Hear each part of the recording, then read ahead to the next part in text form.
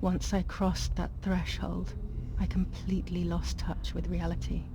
Everyone around me had died while I survived everything.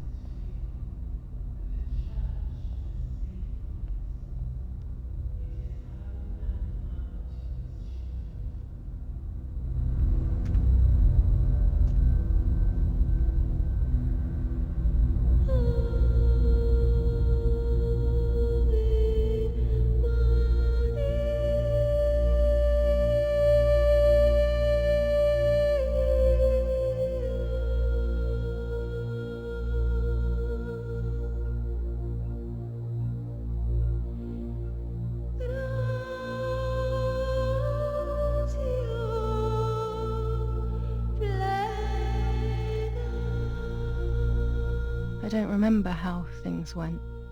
I just remember a big light and then photographs were being taken of me. There was a man dressed in white, a doctor, I presume. He was asking me questions, but I didn't understand what he was actually asking me. He wrote something on a piece of paper and then 2 nurses led me away. I was in the mental asylum. Some women were talking to themselves, others cried. Some were even covered in their own filth. Others were violent and tried to hurt themselves any way possible. There was this one young woman who would pleasure herself all day long, incessantly, to the point where she would bleed.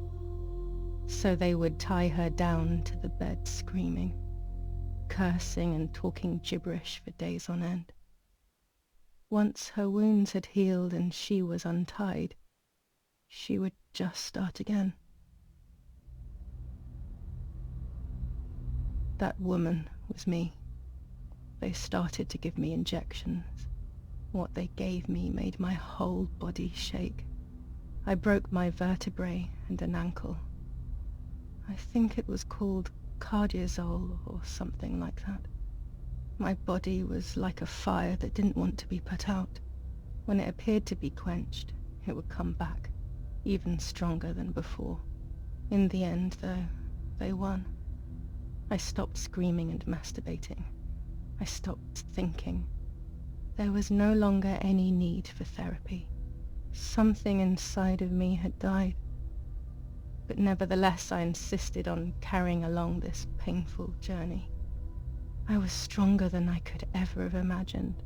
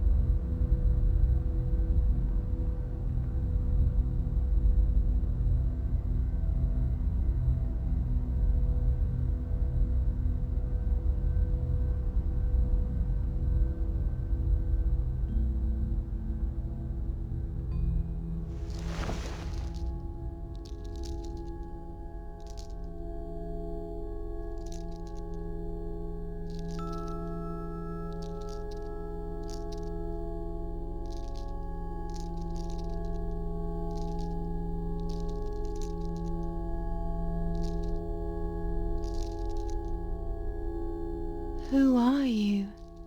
Wait, wait. I want answers. Don't go away. Talk to me about Martha, please.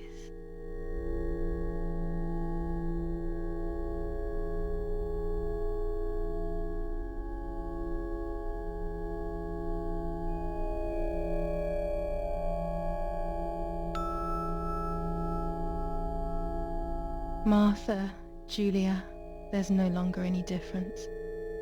I am both Martha and Julia, whichever you want. It's us, so it's true. And Mother, is she alive?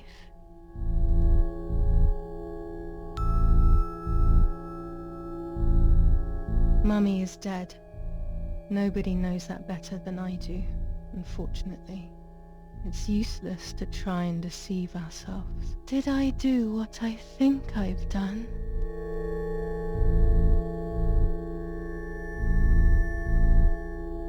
Yes, damn it. It really happened. I cut her into pieces and buried her under the bridge. God, all that blood. My God, I knew it. What about Daddy? The soldiers? Did that really happen?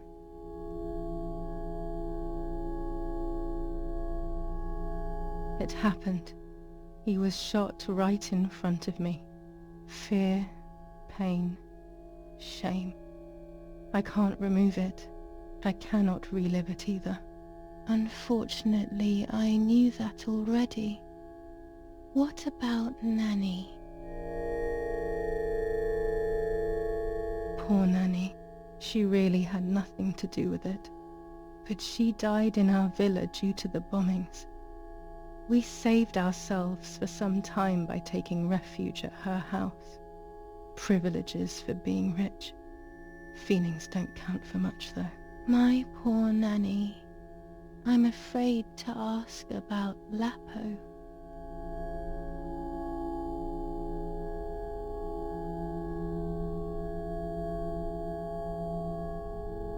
Lapo is dead. He was blown up by a landmine. He got into trouble and paid with his life. My dear friend. Poor boy. Just as I remembered, unfortunately. One last question. The pregnancy?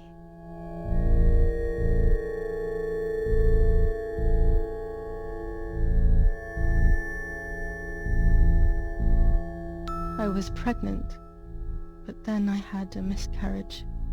So much blood that morning, and my mind decided that things had gone differently. Who knows what else I was hiding? That's enough now. All of these questions are pointless, aren't they? It's all inside of us. We just need to turn the mirror. Is it not all just the reflection of an unknowable existence? Nothing more than a puppet show.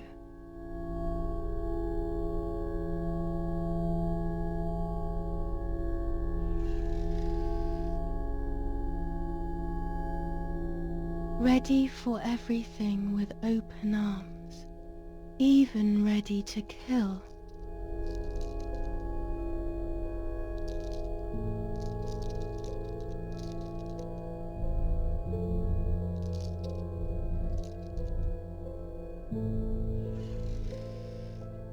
Legs always ready to run.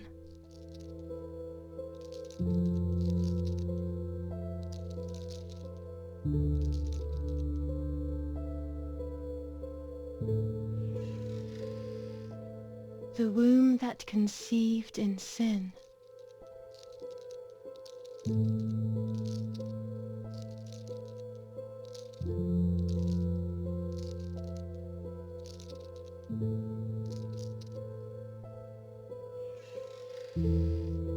Lastly, the mind. To protect us, it has turned us into monsters. Either way, we cannot live like this, can we? I'll take care of it. I don't need to worry. I'll try to sleep if I can. I've got this.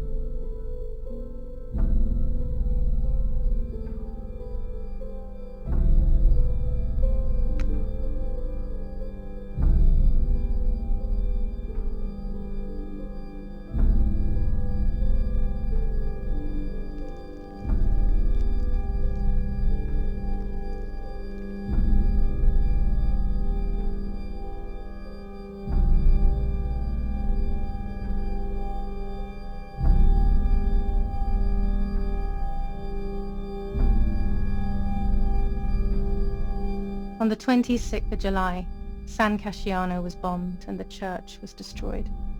But I was not there then. I was already in the asylum. Once again, stubbornly, I was not dead. The bombs hadn't killed me, and I had also survived myself. The most absurd test and the hardest one. The war ended some time ago now, both out there and inside of me. I was on the wrong side of the gate, but now I can turn the page. Life is opening its doors again, isn't it? If I hadn't been so lucky to survive myself, I would have thrown everything away. We think that danger is all around us, ready to attack. But the most devious and misleading dangers are the ones that are inside of us. They grow without us realizing. They make us suffer, remain confused, and remove our self-respect. I would have wanted to ask for help, but I was alone. This is my story. Thank you for being here, for listening to me. Now I'm ready to leave. How long will it take to get home?